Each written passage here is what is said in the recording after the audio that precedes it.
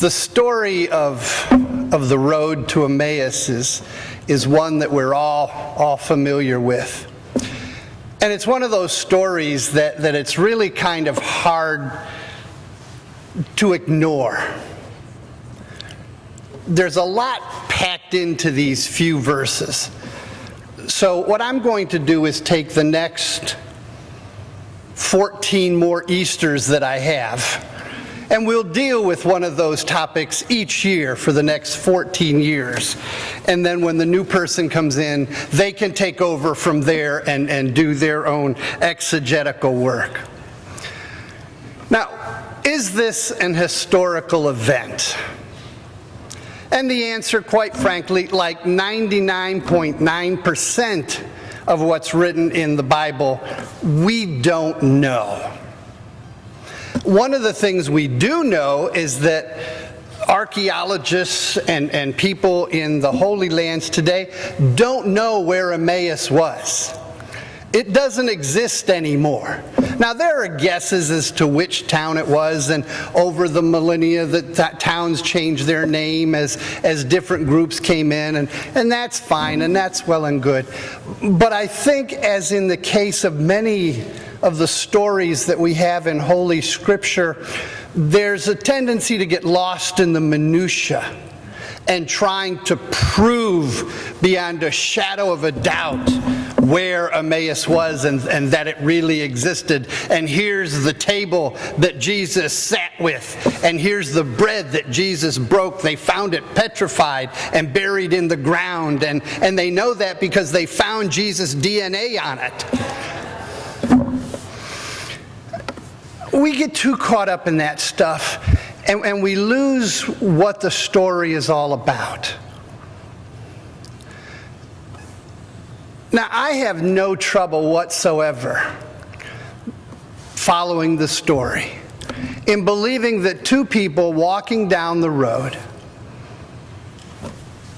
absorbed in their grief and their anguish, all of a sudden a stranger comes up behind them and says, "What's happening?" And they look at the guy and they say, "Well, go away. We don't want to be bothered. It's not the time for small talk." And the guy just keeps nattering and just like a little fly buzzing around him, just really annoying him. And this big deal is made that their eyes did not see that it was Jesus. If I had known for a fact that somebody had been crucified,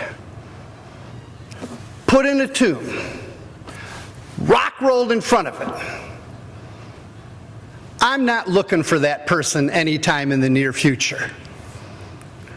So they could walk up to me, and I would look at them and think, okay, looks like him, but can't be him because I know for a fact the guy that he looks like is really dead. Have you ever met somebody in a place where they don't belong? Is that cognitive dissonance? Ooh, yay for me. Psych 101 paid off, finally. You know, you see somebody and it's like, what are you doing here? I spent almost 5 months up in Lowell, Massachusetts, when I first worked for Wang Laboratories. It was the longest 5 years of my life, spending 5 months in Lowell, Massachusetts. And I roomed with this guy, Alan Wells. Now, when you room together with somebody for 5 months and you're working together to learn all kinds of new things about this company, and you're in study groups together, and we were lab partners, I mean, you get to know this person fairly well. And even after we had gone our own ways, and I went back to Cleveland and he went to Atlanta, Georgia, where he was from, we still stayed in touch on a regular basis. And if I ran across a problem that really perplexed me, I would call Alan, and the other way around. So we stayed in touch, and we sent Christmas cards and stuff. And About 5 years after that, we went on vacation with some very good friends of ours to Busch Garden in Virginia. A nice place, lots of rides, and we had the kids there and everything. And this person comes walking at me and says, "Hi, Mark."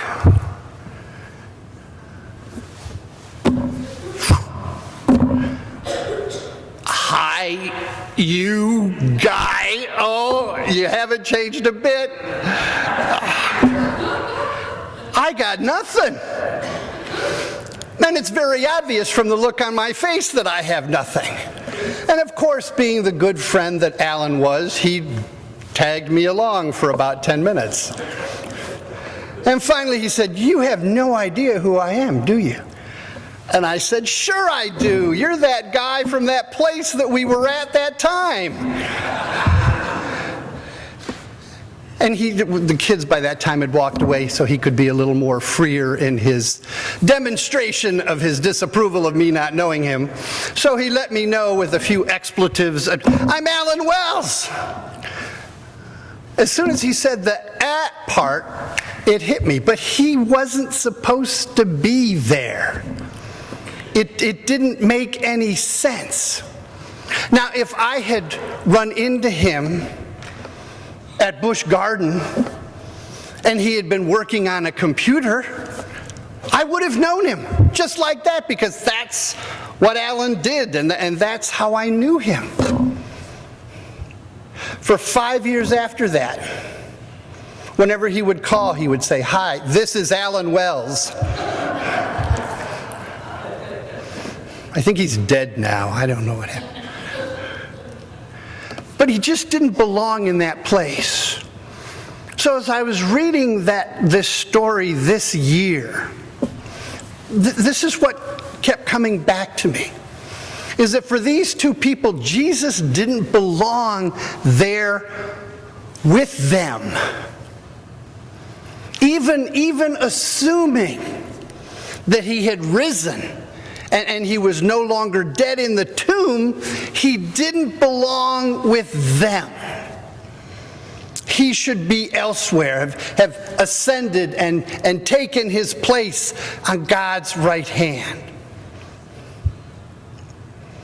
And it wasn't until they finally came together and they stopped for the night, and they were going to share a meal.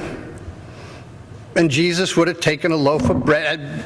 Could have been any of the three of them. But he grabbed the loaf of bread, and I can just see it in my mind's eye. He's sitting here, they're sitting here, one on each side. And he takes this bread, and he doesn't say a word. He just breaks it, and he hands a half to each one of them. Boom! That's the guy. I remember that bread breaking thing. That's him. It's him. And all of a sudden he's gone. Well, now this is where I don't want to get into was Jesus a ghost? Was he really not risen all the way? Who cares? The whole, I think, meaning and purpose for the story is to let us know that even though Jesus has risen, he's still with us. He is as present with us today as he was with Cleopas and his companion and the disciples some 2,000 years ago. Our problem is, I think, that for many, many of us, we expect to experience Jesus in these big, grand, wonderful resurrection type events. We want to see somebody come back from the dead. We want to see that person that we've known all our lives, that was born blind, We want to know at the age of 50, we want to see them cured and able to see. We want the big stuff. And I think that one of the important aspects of this Emmaus story is that Jesus is made known in the small, everyday events. Breaking bread, that's not a big deal. My guess is that for many of us, if not most, if not all, we have had an experience at one time or another, either at home or at a restaurant, where without asking, somebody passed us the bread plate. Or without asking, somebody poured a glass of water for us or filled up our water. Or handed down the mashed potatoes when they saw that we didn't have any. I mean, that's what this is about. Is the presence of the risen Christ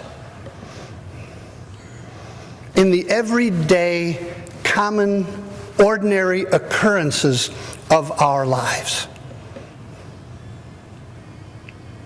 It was then that their eyes were open. Some of the interpretations, the translations say, the scales fell from their eyes and they could see again. We have that problem. Our eyes are closed. Our eyes are covered. We have these theological cataracts, if you will, that keep us from being able to see clearly and distinctly.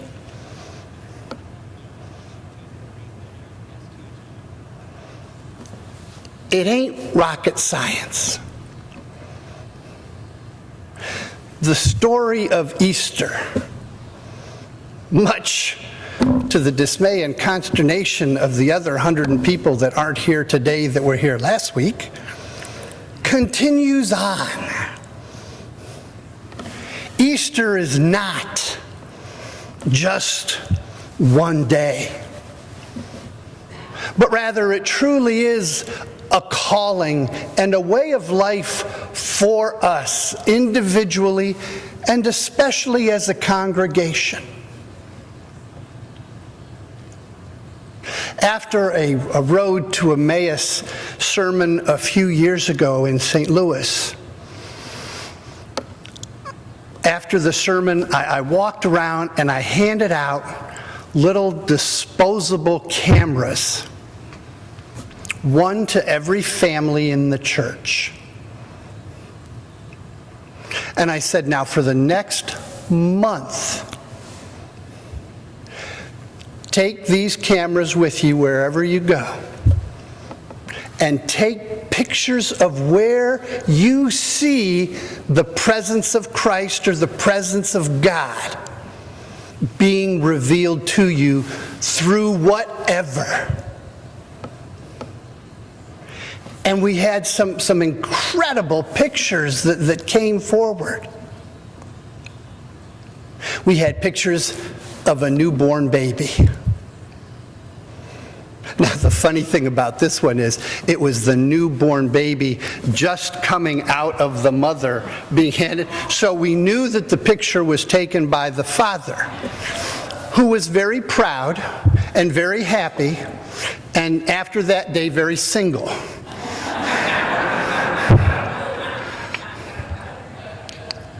We had pictures of young men or young women unloading groceries into the car of an older person. We had pictures of teachers just teaching class. We had pictures of grandparents and parents. We had pictures of nature. And we had one that was taken by a little boy. It was a picture of his family sitting at the dinner table.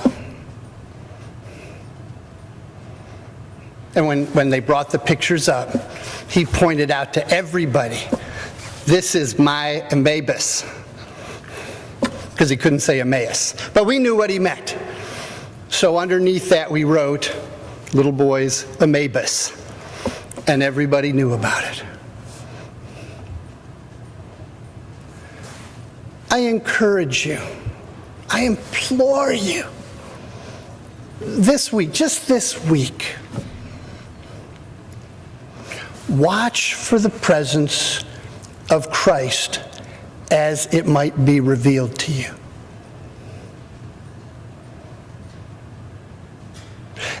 And don't be looking for huge, unbelievable, miraculous events. May happen. Distinct possibility. Not a real probability, but it's a possibility. It's a lot like the first story that Carew shared with us from the Old Testament. When Elijah was going to experience God, it wasn't in the thunder, it wasn't in the earthquake, it wasn't in the fire. It was in the still, calm silence. The quiet recesses of our hearts and our minds. That is where God reaches out and touches us. Those are our Emmaus times and our Emmaus opportunities to truly open our minds and our hearts and to know the presence of the risen Christ, and then, most important of all, to do what those two people did. You'll note they just didn't stay at the inn and bask in the glow. Rather, they went out back to Jerusalem to proclaim to the 11 and to the companions, Christ is risen.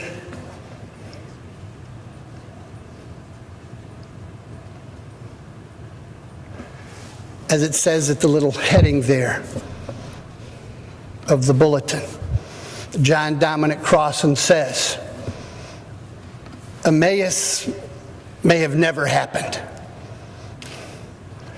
but Emmaus is always happening if we will but open our eyes and our hearts. Amen.